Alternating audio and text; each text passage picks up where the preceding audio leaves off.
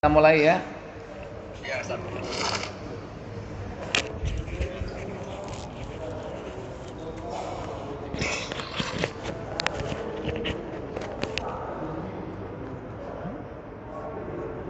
Assalamualaikum warahmatullahi wabarakatuh. Waalaikumsalam warahmatullahi wabarakatuh. Alhamdulillahilladzi arsala rasulahu bil huda wa dinil haqqi liyudhhirahu 'alad dini kullihi. Wa asyhadu an la ilaha illallah wahdahu la syarikalah wa asyhadu anna Muhammadan 'abduhu wa rasuluhu. Allahumma shalli wa sallim wa barik ala Muhammadin sallallahu alaihi wa ala alihi wa ashabihi wa man tabi'ahum bi ihsanin ila yaumiddin, amma ba'd. Bersyukur kita pada malam yang berbahagia ini dipertemukan oleh Allah Jalla wa'ala dari tempat kita masing-masing secara online. Kita mengkaji kitab para ulama yang insya Allah pada malam ini kita akan melanjutkan pembahasan kitab Aqidatut Tauhid sampai kepada pasal yang kedua. Semoga salawat dan salam selalu tetap tercurah kepada junjungan kita Nabi besar Muhammad sallallahu alaihi wasallam. Demikian pula untuk keluarga beliau, keturunan beliau, para sahabatnya dan seluruh pengikutnya hingga tibanya hari kiamat. Bapak Ibu, saudara-saudari yang dirahmati Allah Jalla wa'ala, melanjutkan pembahasan kitab Aqidatut Tauhid, yakni sampai kepada Al-Fasluts Tsani, pasal yang kedua, fi bayani masdaril aqidati wa manhajis salafi fi talqiha, yakni penjelasan tentang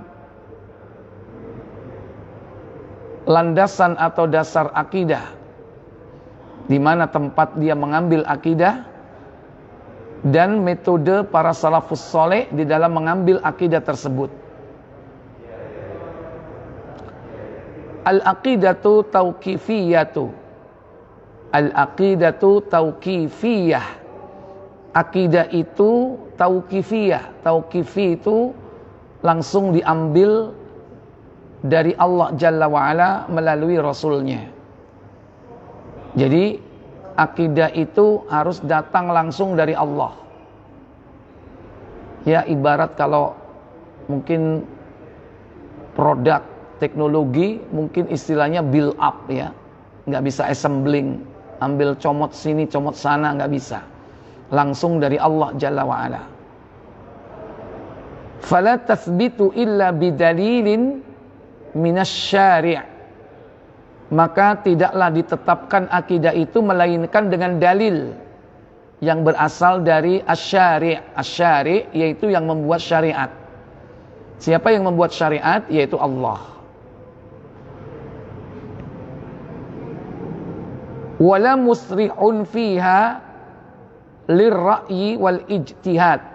Tidak ada sama sekali peluang atau medan di dalamnya untuk wilayah akal dan ijtihad. Ijtihad itu hasil dari akalnya. Jadi tidak ada sama sekali dalam urusan akidah itu ruang yang dibuka, yakni untuk akal dan hasil ijtihad, hasil dari akal itu.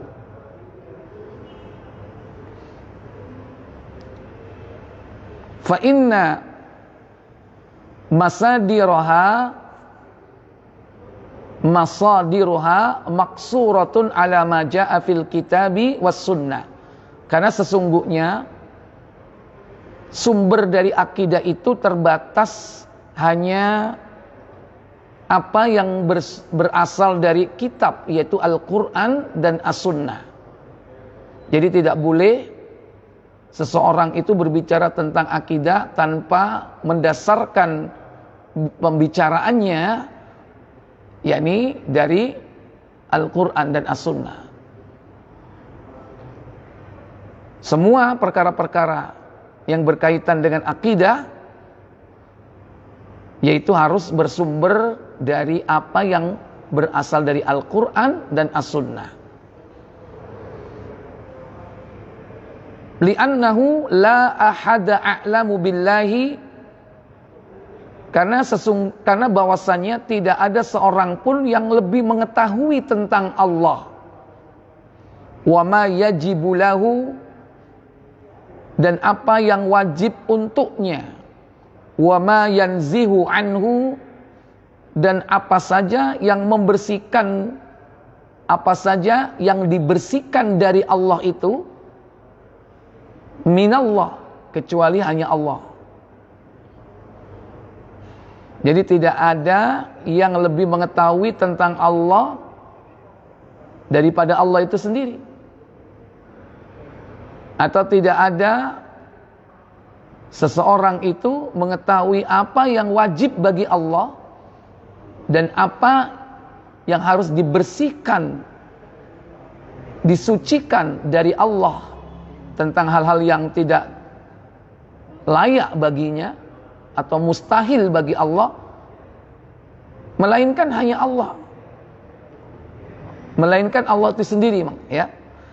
Demikian pula wala ahada ba'dallahi a'lamu billahi, dan tidaklah seorang pun setelah Allah yang lebih mengetahui tentang Allah min rasulillahi, daripada Rasulullah sallallahu alaihi wasallam. Jadi yang lebih mengetahui tentang Allah itu adalah Allah dan Rasulnya. Walihada kana manhajus salafis salihi, dan inilah yang terdapat di dalam manhaj, metode beragamanya para salafus salih. Wa man tabi'ahum fi talaqqi al-aqidah, yaitu di dalam mengambil akidahnya, maksuran, yakni terbatas pada alal kitabi was sunnah, kepada dua perkara, yaitu Al-Quran dan As-Sunnah. Jadi para salafus soleh itu meletakkan dasar-dasar beragamanya, yaitu terbatas kepada dua sumber, Al-Quran dan As-Sunnah. Tidak ada ruang lingkup pendapat akal di situ, ya. Apalagi pendapat orang-orang yang mengklaim dirinya sebagai orang bijak, tapi mereka kufur kepada Allah di kalangan orang-orang kafir, sekalipun ucapan mereka itu diikuti. Bahkan ucapan-ucapan mereka itu dijadikan sebagai dasar di dalam beraktivitas dalam kehidupan ini. Fama dalla alaihi alkitab was sunnah fi haqqillahi ta'ala, maka apa saja yang ditunjukkan di dalam Al-Quran dan As-Sunnah yang merupakan hak Allah, amanu bih, maka para salafus soleh mereka semuanya mengimaninya. Wa'taqaduhu, wa'taqiduhu, dan mereka semua meyakininya. Jadi bukan hanya beriman tapi juga meyakini, karena tingkatan dari keimanan itu yang lebih tinggi yaitu yakin. Setelah itu wa'malu bih, dan mengamalkannya. Jadi para salafus soleh itu dengan dalil-dalil Al-Quran dan As-Sunnah, mereka selalu mengimaninya dan meyakininya serta mengamalkannya. Wa ma lam yadul alaihi kitaballahi wala sunnati rasulih nafauhu anillahi ta'ala wa rafiduhu, dan apa yang tidak ditunjukkan dalilnya dari Al-Quran dan As-Sunnah, maka mereka para salafus soleh menolaknya dan mencampakkannya, menjauhinya. Walihada lam yahsil bainahum ikhtilafan fil i'tiqad, Maka dari sinilah perkaranya bahwa mereka tidak ada pertentangan antara satu dengan yang lain di kalangan salafus soleh itu dalam perkara akidah. Mereka semua satu kata, ya. Jadi tidak ada ikhtilaf dalam perkara akidah. Bal kanat aqidatuhum wahidatun. Bahkan akidah mereka itu satu. Para salafus soleh itu akidahnya satu. Wa kanat jama'atuhum wahidah. Demikian pula jamaah mereka itu satu. Tidak berpecah belah di kalangan para salafus soleh. Makanya mereka disebut dengan ahlus sunnah wal jamaah, karena jamaah mereka itu satu. Li'anna allaha takaffala liman tamassaka bi kitabih wa sunnati rasulih bijtima'il kalimah. Karena bahwasanya Allah menjamin bagi siapa saja yang berpegang teguh kepada Alkitab, yaitu Al-Quran, dan sunnah Rasulnya, biijtima'il kalimah, yaitu dengan kalimat yang satu.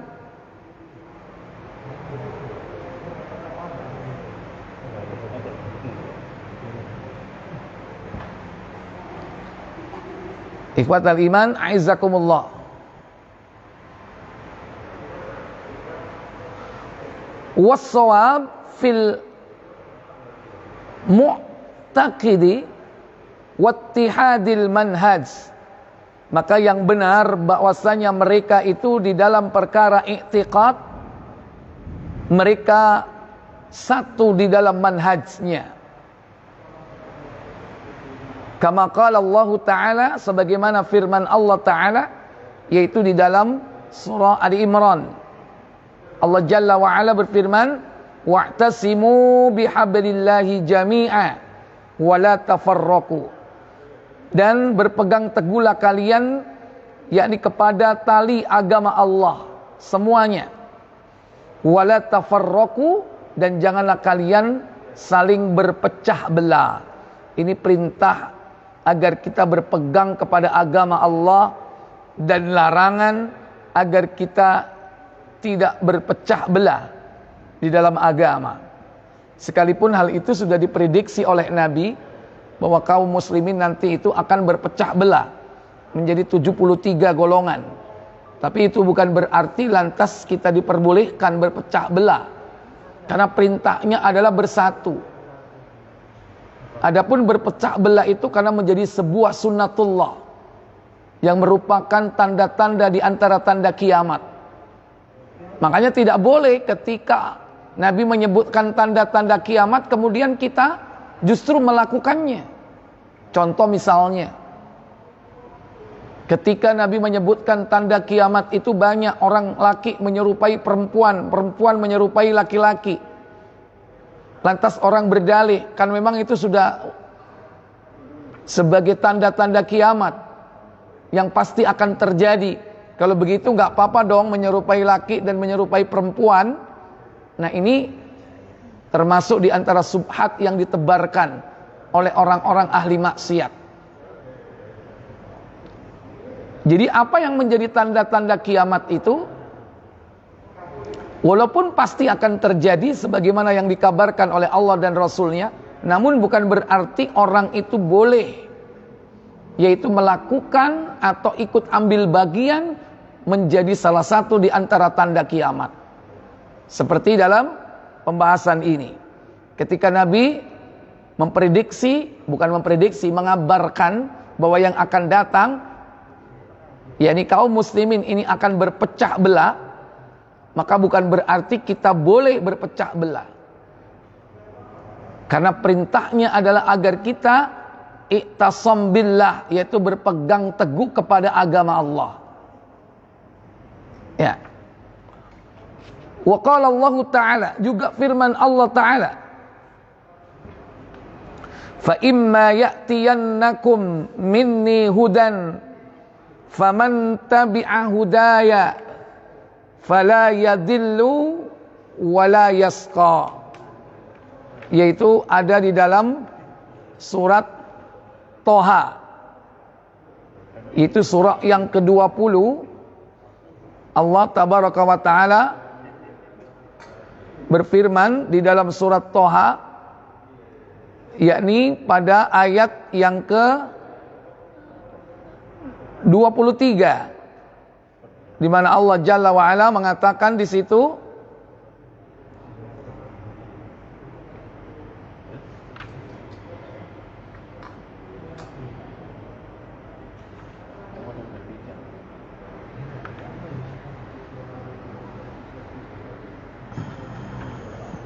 fa imma ya'tiyannakum, dan apabila datang kepada kalian dariku petunjuk, maka barang siapa yang mengikuti petunjuk itu, maka dia tidak akan tersesat.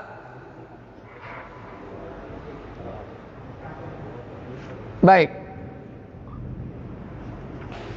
ikhwatal iman, Bapak Ibu, saudara-saudari sekalian yang dirahmati Allah.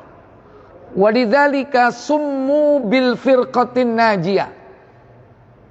Maka yang demikian inilah, yaitu satu di dalam akidah, satu di dalam manhaj, maka inilah yang disebut atau dinamakan dengan firqatun najiyah, yaitu kelompok yang selamat.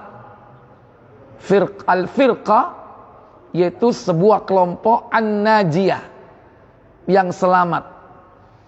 Li'anna an-nabiy sallallahu alaihi wasallam syahida lahum bin najat khina akhbara biftiraqil ummati ila 73 firqah. Karena bahwasanya Nabi sallallahu alaihi wasallam memberikan persaksian kepada mereka tentang yakni keselamatan ketika beliau mengabarkan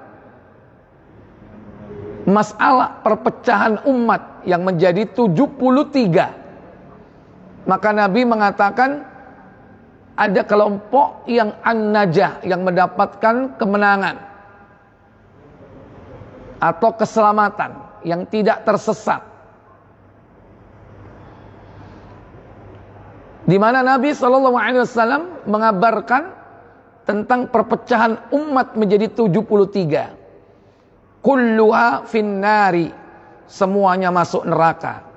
Illa wahidatun, kecuali satu saja. Maksudnya dari 73 itu mereka masuk ke dalam neraka. Walaupun nanti dirinci, mereka yang masuk di neraka itu ada yang sifatnya kekal dan ada yang sifatnya sementara. Tidak semuanya kekal. Adapun yang satu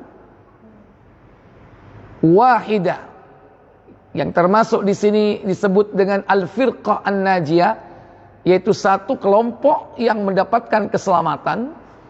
Mereka itu tidak pernah mampir ke neraka, yakni siapa mereka itu? Walamma su'ila an hadhil wahidah, maka tatkala Nabi ketika ditanya tentang kelompok yang satu ini, qol, beliau menjawab, hiya man kana ala mithli ma ana alaihi al-yauma wa ashabi. Mereka adalah orang yang berada pada perjalanan, yaitu orang yang meniti perjalanan hidupku dan para sahabatku hari ini. Jadi mengikuti beliau dan para sahabatnya hari ini, maksudnya hari itu, yaitu di masa keemasan, di masa kurun Nabi dan para sahabat. Maka siapa yang mengikuti beliau dan para sahabatnya, atau siapa yang mengikuti tata cara beragama pada saat Nabi dan para sahabat hidup, maka itulah yang termasuk dalam kelompok al-firqah an-najiyah, yaitu firqah yang selamat. Yang disebutkan tadi yakni wahidatun, yakni satu kelompok yang selamat di antara 73. Ikhwatal iman, a'izzakumullah, waqad waqa'a musaddaq ma akhbara bi sallallahu alaihi wasallam, maka sungguh hari ini apa yang dikabarkan oleh Nabi sallallahu alaihi wasallam itu menjadi kenyataan. Fa indama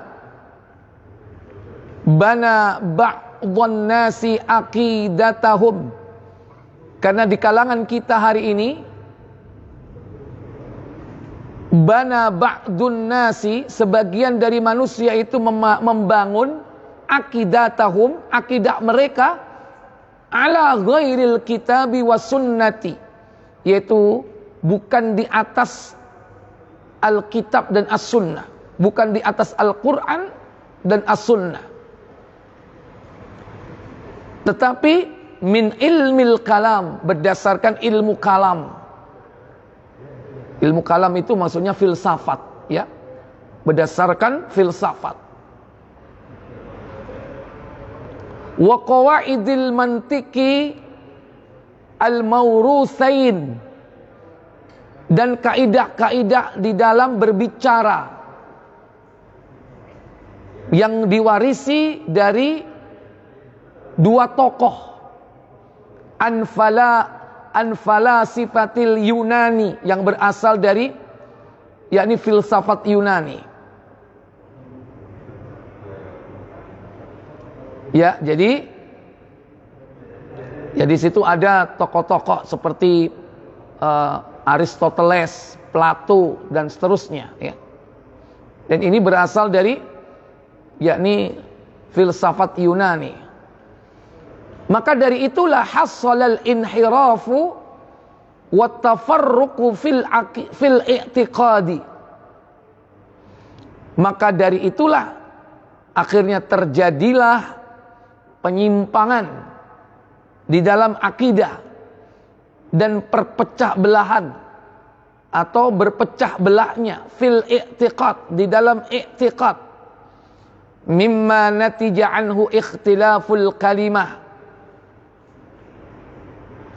yang bukan hanya sekedar mereka berpecah belah yakni di dalam kalimat, akan tetapi di dalam pendapat-pendapat mereka, akan tetapi wa tafarruqul jamaah, jamaah mereka centang perenang, yaitu berpecah belah. Wa tasdiqul bina'ul mujtama' al-islami, tentu hal ini sangat merugikan, yaitu bangunan yakni masyarakat Islam. Dalam hal ini kaum muslimin menjadi lemah karena mereka berpecah belah, sehingga kita bisa lihat saat ini kaum muslimin itu mengalami yakni kemunduran besar, karena disebabkan di antara kaum muslimin itu memakai yakni cara beragama bukan berdasarkan kepada Al-Quran dan As-Sunnah.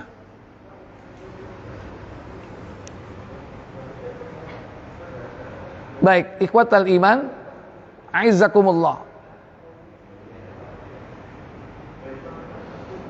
Kemudian al-faslus tsalits, yang ketiga, fi bayanil inhirafi anil aqidati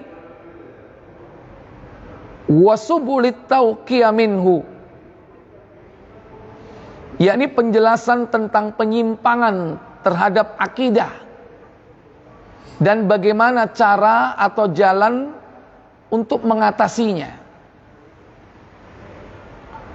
Al-inhirafu anil aqidati sahihati mahlakatun wa diya'ud, penyimpangan di dalam masalah akidah yang benar, hal itu dapat membuat binasa dan orang menjadi sesat. Li'annal aqidata sahihah, hiya ad-dafi'ul qawiyyu ilal amalin nafi'. Karena bahwasannya akidah yang benar itu merupakan yakni motivasi yang sangat kuat untuk mendapatkan amal ibadah atau amal apa saja yang bermanfaat.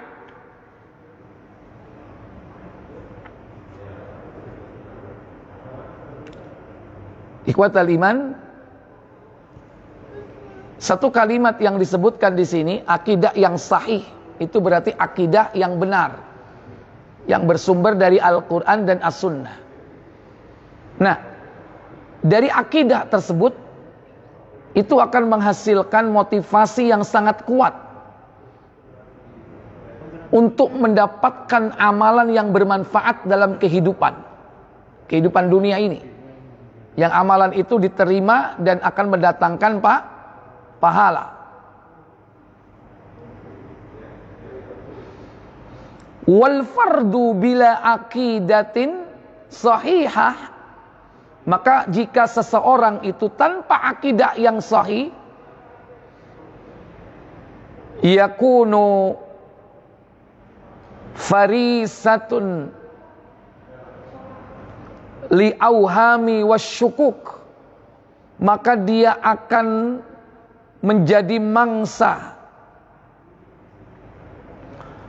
yakni menjadi mangsa yang akan siap untuk diterkam, yakni oleh pemahaman-pemahaman yang sesat dan menyimpang, yang di situ terdapat syak. Syukuk itu jamak dari syak, yakni keraguan-raguan. Allati rubbama tatarakamu alaihi, yang kemungkinan hal itu akan yakni melingkupinya, menguasainya. Fatahjubu anhu ar-ru'yatas sahihah, sehingga mereka terhalangi untuk melihat kebenaran.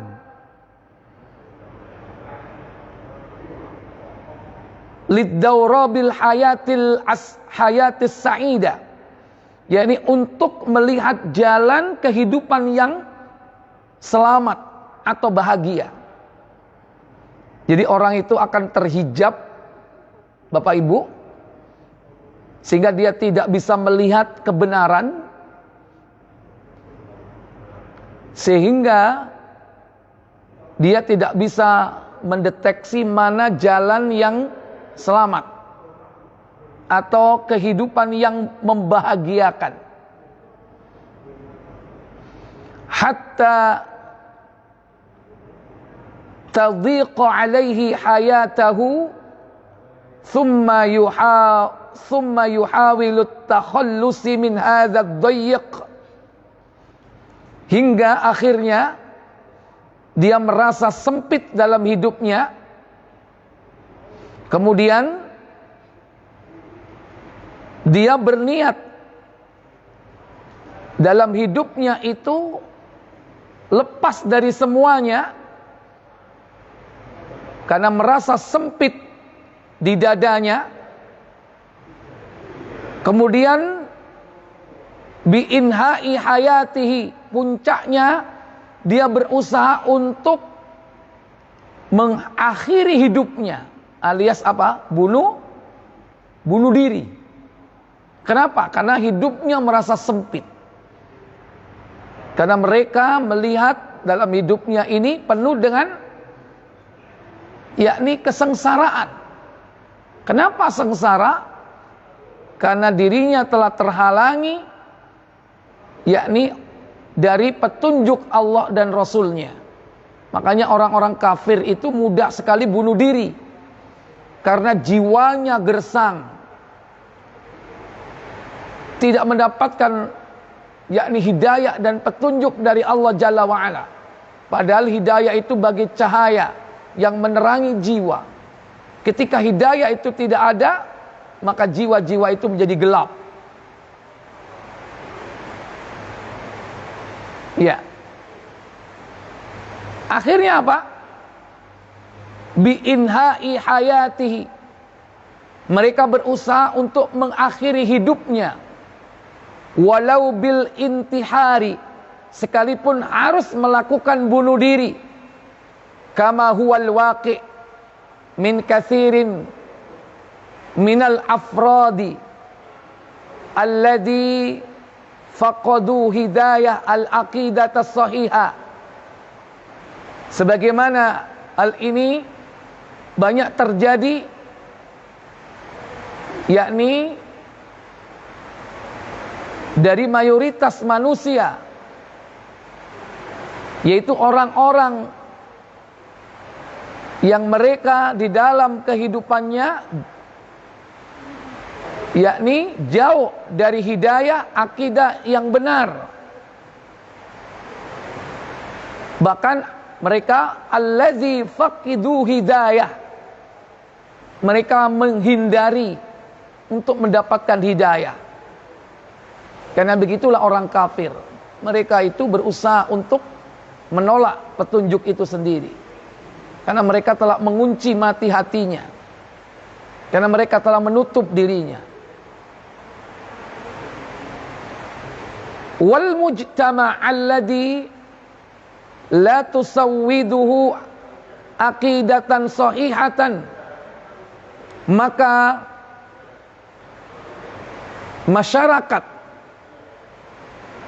yang kehidupan mereka dipimpin atau tidak masyarakat yang kehidupannya itu tidak dipimpin oleh akidah yang sahih, huwa mujtama'ud bahimiyud, maka sebenarnya mereka adalah masyarakat bahimiyah. Apa masyarakat bahimiyun? Yaitu masyarakat seperti hewan ternak. Kenapa? Karena mereka tidak terbimbing dengan akidah yang sahih. Diibaratkan mereka adalah masyarakat yang sama seperti hewan. Yafqadu kulla maqumatil hayatis sa'idah, yang mereka yafqadu kulla maqumatil hayatis sa'idah, telah kehilangan segala bentuk aspek-aspek kehidupan yang membahagiakan hidupnya. Wa in kana yamlikul katsir mim maqumatil hayatil madiyah, sekalipun mereka menguasai sebagian besar dari peradaban kehidupan modern saat ini. Jadi sekalipun mereka itu menguasai teknologi, berada pada puncak peradaban yang tinggi, tapi tatkala mereka tidak dipimpin oleh akidah yang sahih, yang benar, maka mereka diibaratkan masyarakat yakni hewaniyah.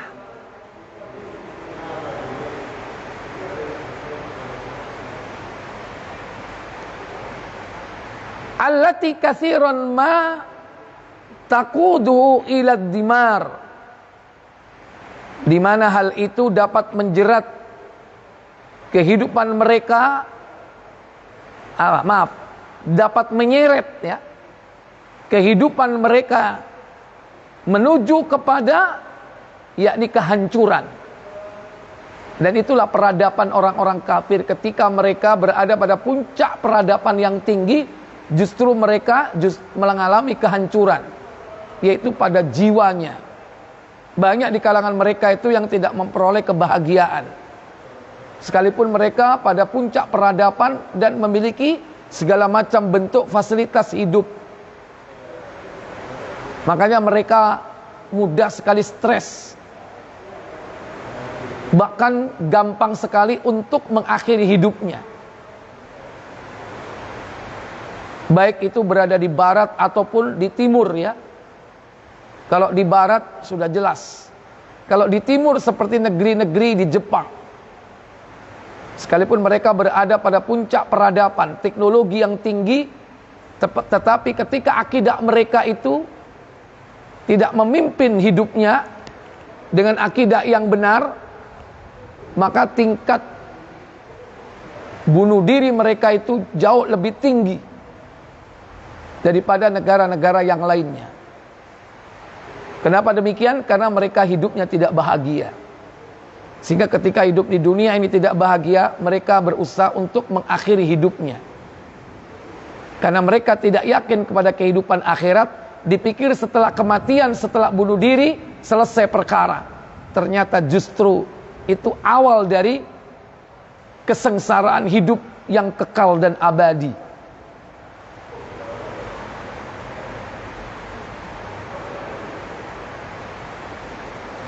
Kama huwa musyahidun fil mujtama'at al-kafirah, sebagaimana yang kita bisa menyaksikannya di dalam masyarakat orang-orang kafir. Lianna hadhil maqumatil madiyah,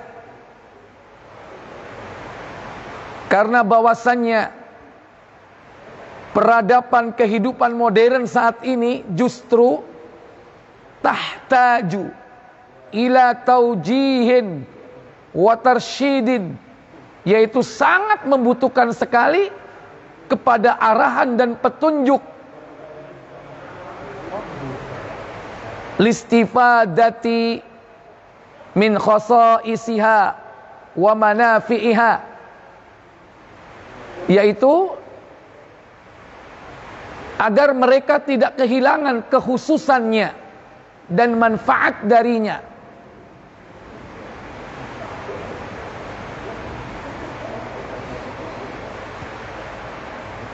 Kama qala ta'ala, sebagaimana firman Allah Ta'ala dalam surah Al-Mu'minun ayat 51.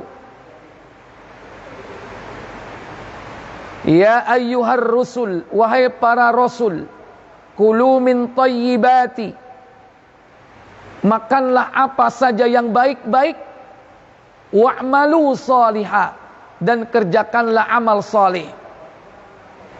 Lah ini contoh masyarakat yang dipimpin oleh akidah yang sahih, sehingga apa yang dikonsumsi itu adalah semuanya baik, karena mereka mengetahui yang halal dan yang haram. Kalau makanannya baik, maka dia dimudahkan oleh Allah untuk menerima hidayah. Sebaliknya, jika sebuah peradaban itu tatkala tidak memperhatikan konsumsinya, makan apa saja, tidak kenal halal dan haram, maka itu adalah awal dari tertutupnya mereka dari hidayah dan petunjuk Allah Jalla wa'ala. Makanya Allah perintahkan kepada kita, kulu min thayyibat, makanlah yang baik-baik, yaitu yang halal, wa'malu salihah, dan kerjakanlah amal soleh. Apa korelasi antara makanan yang halal dan amal soleh?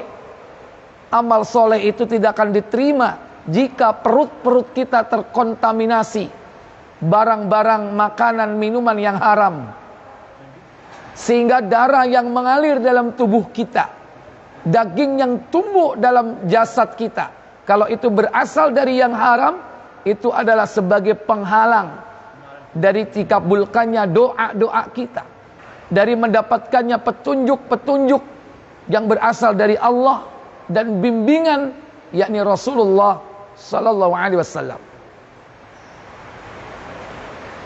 Ikhwatal iman, a'izzakumullah. Para ibu, para bapak, saudara sekalian yang dirahmati Allah tabaraka wa ta'ala. Wa qala Allah ta'ala, berfirman Allah ta'ala dalam surah Saba ya, 34 ayat 10 sampai 13. Ini yang bagian baca ini yang mana Pak Joko? Sudah hadir atau belum? Saya bacakan ayatnya ya, tolong diterjemahkan. Walaqad atayna Dawuda minna fadla ya jibalu awwibi ma'ahu wat-tayr wa alanna lahul hadid an i'mal sabighatin wa qaddir fis sard wa'malu salihan inni bima ta'maluna basir. Wali Sulaiman ar-riha ghuduwwa syahrun wa rawahu syahrun wa asalna lahu aynal qitr.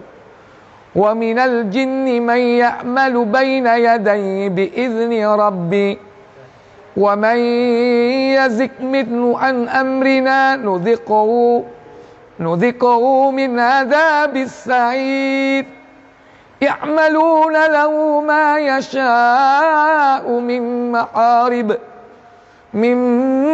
ma'arib wa tamathila wa jifanin kal jawab wa kudurir rasiyat.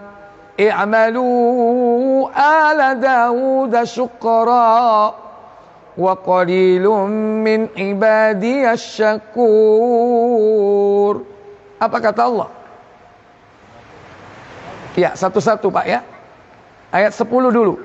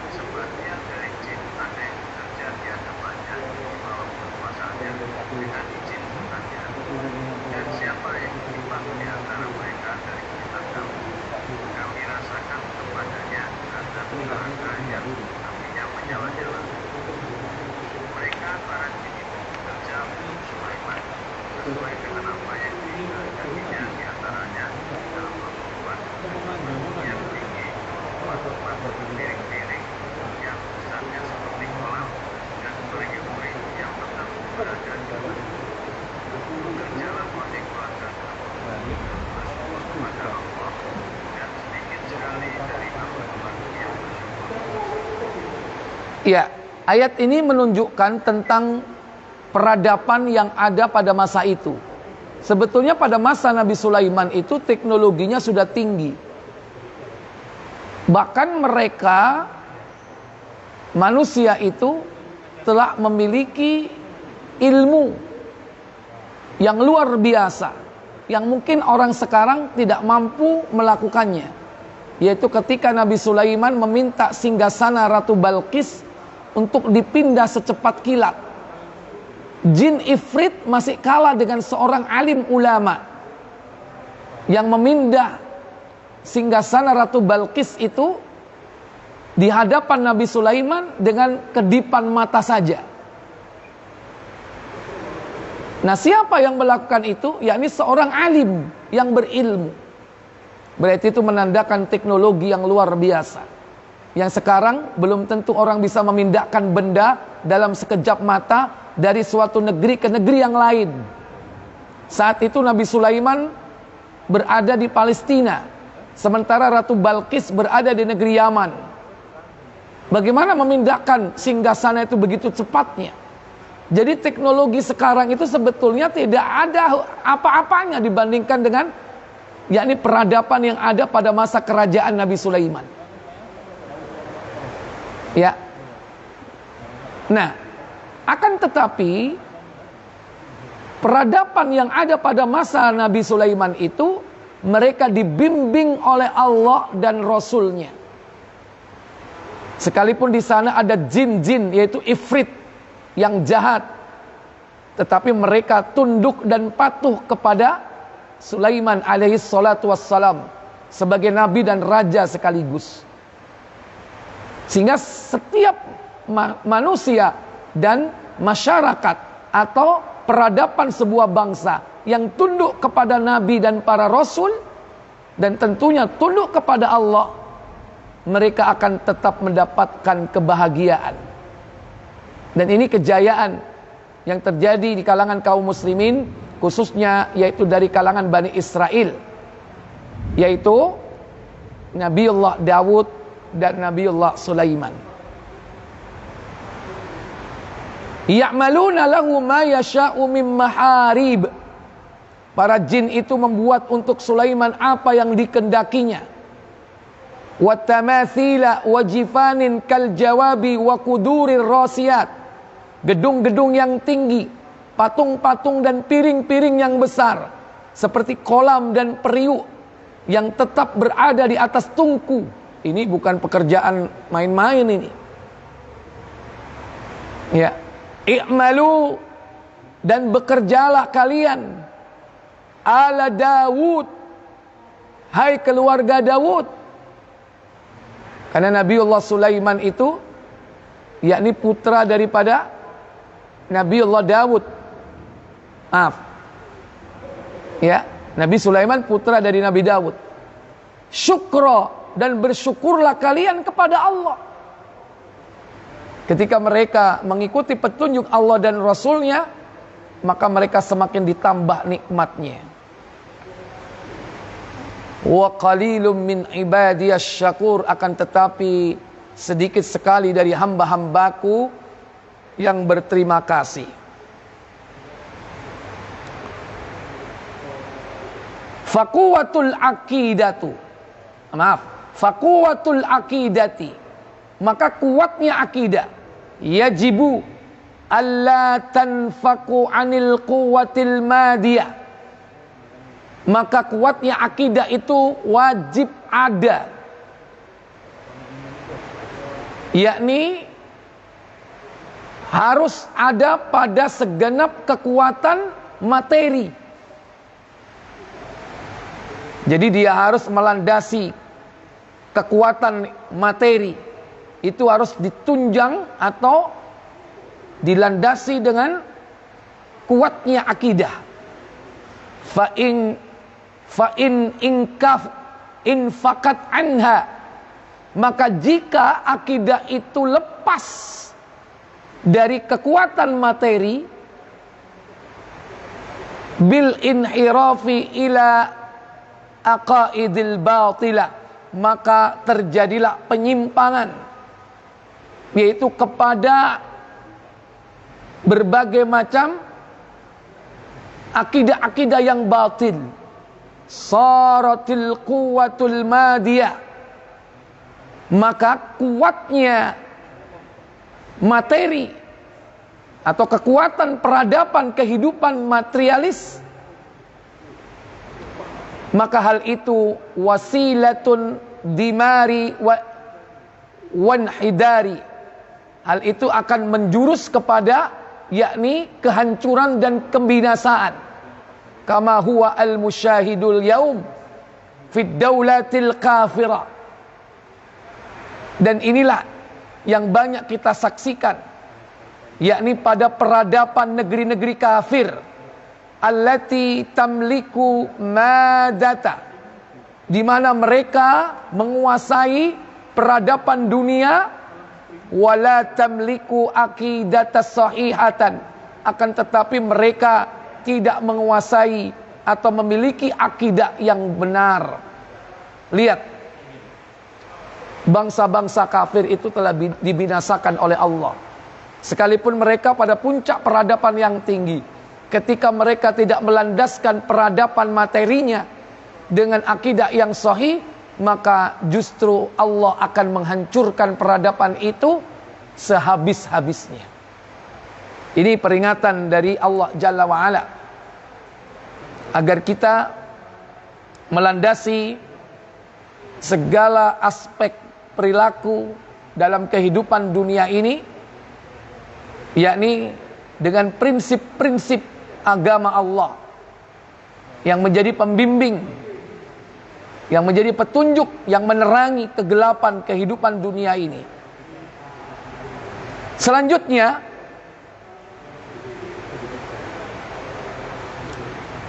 wal inhirafu 'anil aqidati sahihati lahu asbab tajibu ma'rifataha. Penyimpangan di dalam akidah yang benar memiliki sebab-sebab yang wajib kita ketahui. Apa saja penyebabnya?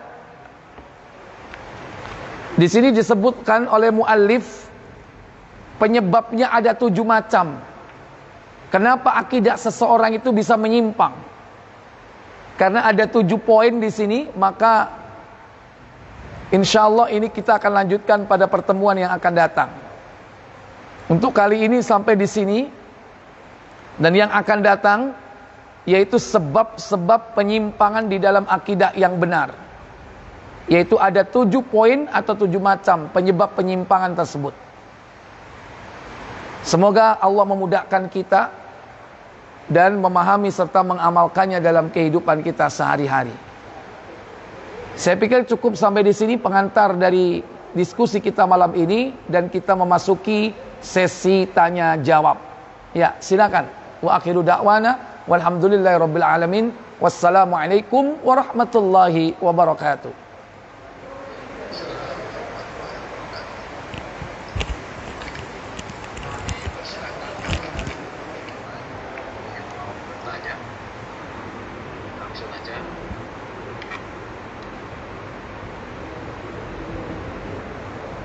Assalamualaikum warahmatullahi wabarakatuh. Waalaikumsalam warahmatullahi wabarakatuh. Mohon izin Pak Ustaz, Nggih. tanya sedikit. Sekarang ini banyak kelompok-kelompok yang menganggap dia yang paling benar. Nah, itu menghadapi situasi seperti itu kita bagaimana Ustaz? Apa kita juga termasuk boleh menganggap diri kelompok kita itu paling benar, atau ya yang penting gak usah mikirin paling benar atau yang salah, yang penting kita jalani apa yang dicontohkan Rasulullah dan para salaf. Bagaimana Ustaz? Terima kasih banyak. Jazakallahu khair. Iya. Jadi antara perasaan dengan realita itu harus memiliki hubungan yang erat. Harus memiliki hubungan yang erat. Realita tentang kebenaran, bahwa kebenaran itu satu, tidak mungkin ada lebih dari satu. Artinya bahwa kalau kita berbicara skup yang lebih luas antara Islam dan ghairul Islam, maka kita sudah yakin bahwa yang benar itu adalah Islam. Selain dari Islam itu tidak benar. Ini skup yang lebih luas, berbicara tentang din, agama. Ya, berkaitan hal ini adalah dengan akidah tentunya. Seperti Bapak Dan kita semua merasa bahwa agama kita ini adalah benar. Agama yang lain adalah salah. Nah, realita bahwa agama Islam itu adalah yang paling benar, itu harus memiliki korelasi dengan perasaan kita. Bahwa kita harus merasa bahwa agama kita ini adalah yang paling benar. Dan perasaan ini berdasarkan yaitu dalil. Kalau kita merasa yang paling benar tapi tidak ada dasar dalilnya, itu yang tidak boleh. Bapak pasti hari ini merasa Islam adalah paling benar. Agama lain salah. Hindu salah, Buddha salah, Konghucu salah, Shinto salah, Yahudi salah, Majusi salah. Itu kan perasaan kita kan, kita merasa paling benar nih, karena kita beragama Islam. Nah, perasaan ini harus ada landasan dasarnya. Apa landasan dasarnya? Dalil. Dari mana dalil itu? Al-Quran. Dari mana dalil itu? As-Sunnah. Nah, kita merasa bahwa agama kita ini paling benar karena Allah berfirman dalam surah Ali Imran, surah yang ketiga, ayat 19, Innad dina indallahil Islam. Sesungguhnya agama yang paling benar di sisi Allah adalah al-Islam. Ada dalil. Ya. Kemudian Allah sebutkan dalam surah yang sama ayat 85. Allah katakan, "Wa may yabtaghi ghairal islami dinan." Barang siapa yang memilih agama selain Islam, falay yuqbala minhu, niscaya tidak akan diterima agama tersebut, seluruh amalnya. Wa huwa fil akhirati minal khasirin, dan dia termasuk orang yang rugi kelak. Nah, ini jelas perasaan kita ini tidak sekedar merasa bahwa agama kita yang paling benar, tapi ada landasannya. Allah sendiri yang mengatakan hal itu. Nah, sekarang pertanyaannya, kenapa kok kita bisa merasa benar? Karena memang sudah tegas dan jelas antara konsep Islam dengan konsep yang bukan Islam. Konsep Islam jelas, agama tauhid, agama seluruh para nabi. Semua para nabi itu menyembah Allah saja. Para pengikut nabi juga menyembah Allah saja. Sementara yang lain, agama yang tidak logis, karena mereka menyembah makhluk, menyembah pohon, menyembah matahari, menyembah manusia, menyembah dewa. Nggak logis, nggak masuk akal. Sekalipun tampak, justru lebih logis kita menyembah Allah yang gaib, yang tidak tampak. Ini baru konsep ketuhanan. Belum lagi konsep yang lain, konsep kitab suci, konsep para rasul. Ya, ini dalam sekup agama. Sekarang kita tarik lebih spesifik. Kita sama-sama berada di dalam agama Islam. Nah, konteksnya adalah bahwa Nabi mengatakan kaum muslimin akan berpecah belah menjadi 73. 72 finnar. 1 masuk surga. Nah, tentu kita harus berusaha menjadi yang satu. Siapakah yang satu ini? Yang satu adalah ma'ana alaihi wa ashabi. Mereka yang mengikuti ajaranku dan ajaran para sahabatku. Sehingga mereka dalam beragama memakai metodenya para salafus soleh, yaitu para sahabat Nabi. Bagaimana mereka beragama? Mereka mengikuti murid-murid Rasulullah. Bagaimana cara mereka sholat, bagaimana cara mereka berpuasa, bagaimana cara mereka berhaji. Dan yang lebih utama bukan hanya masalah ibadah, tapi masalah akidah. Bagaimana akidahnya para sahabat? Karena yang direkomendasi oleh Nabi sebagai generasi yang selamat terbaik yaitu sahabat. Itulah ahlus sunnah. Itulah al-jamaah. Itulah al-firqah an-najiyah, kelompok yang selamat. Nah, secara pribadi kita tidak boleh mengklaim diri kita yang paling benar. Tapi standar ukur tentang kelompok yang selamat, manhaj ahlus sunnah, itu sudah jelas konsepnya. Nah, kita berusaha pribadi-pribadi ini mengikuti konsep tersebut, berusaha mengamalkan konsep itu. Walaupun dalam perjalanannya kita tidak sempurna.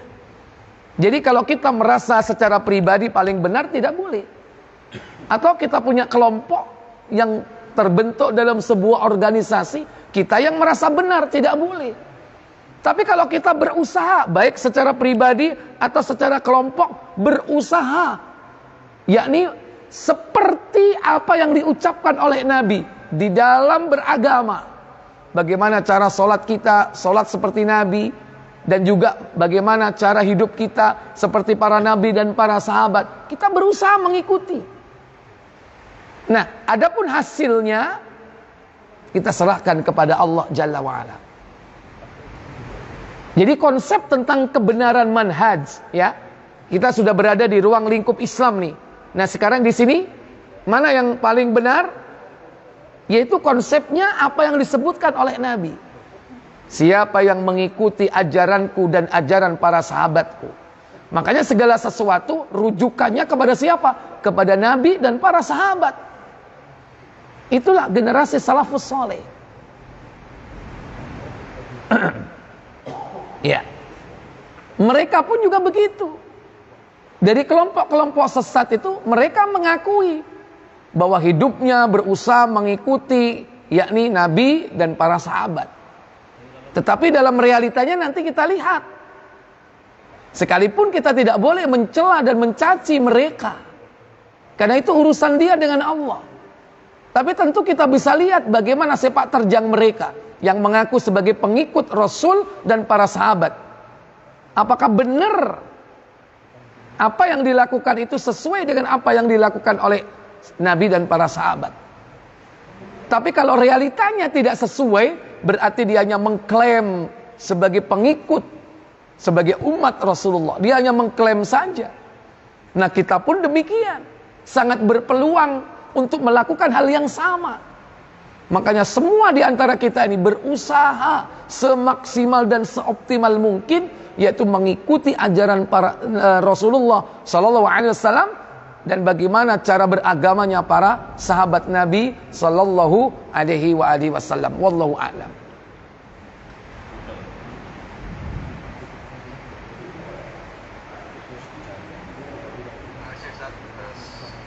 Jawabannya mungkin ada yang mau ditanyakan lagi pada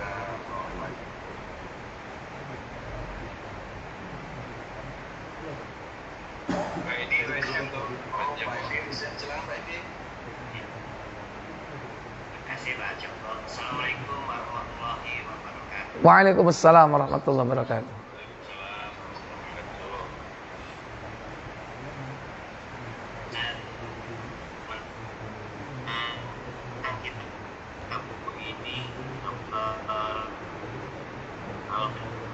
Keberkahan dan rahmat oleh Allah Subhanahu wa taala. Mohon izin bertanya, Ustaz. Nggih, monggo. Tadi Ustaz menjelaskan bahwa dalam masalah akidah tidak ada pertentangan.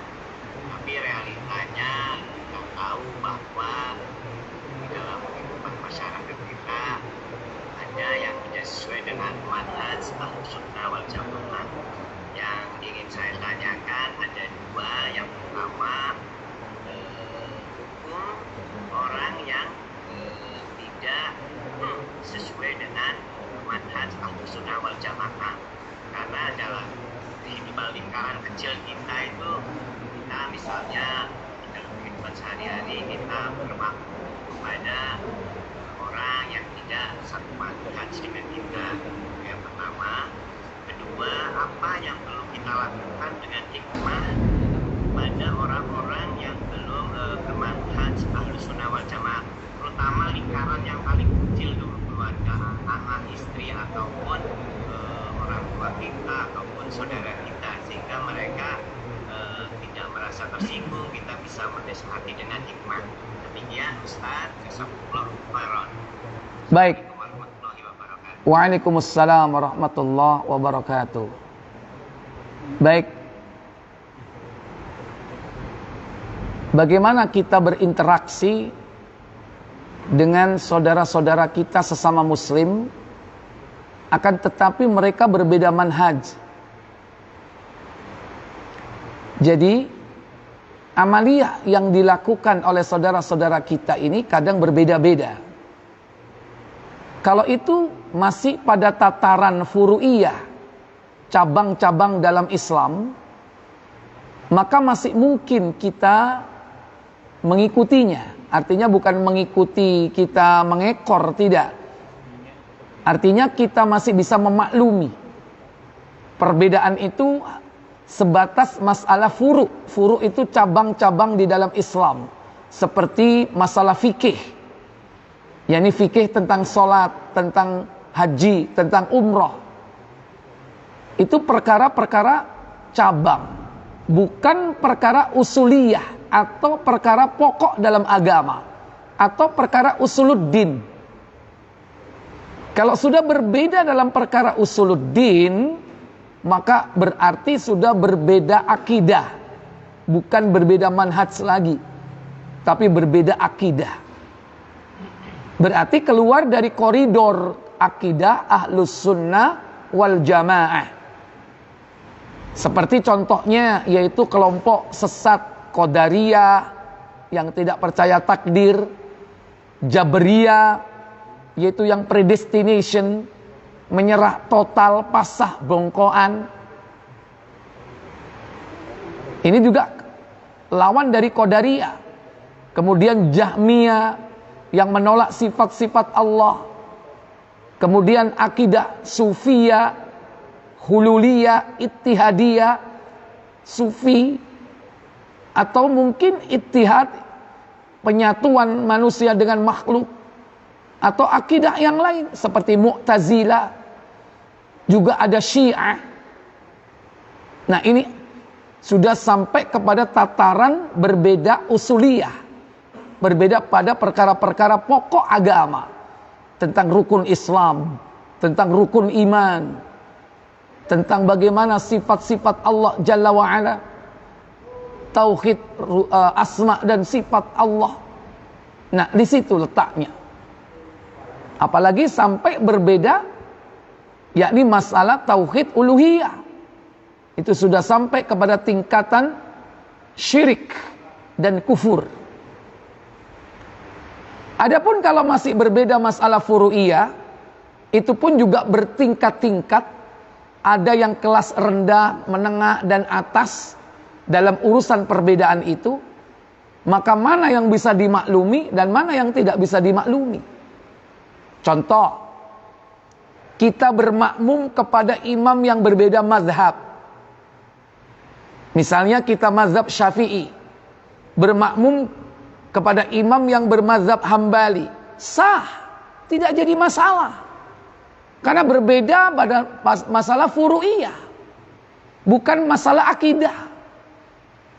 Karena para a'immah, mulai dari Imam Hanafi, Imam Maliki, Imam Asy-Syafi'i, Imam Hambali, mereka itu satu akidah. Akidah mereka ahlus sunnah wal jamaah.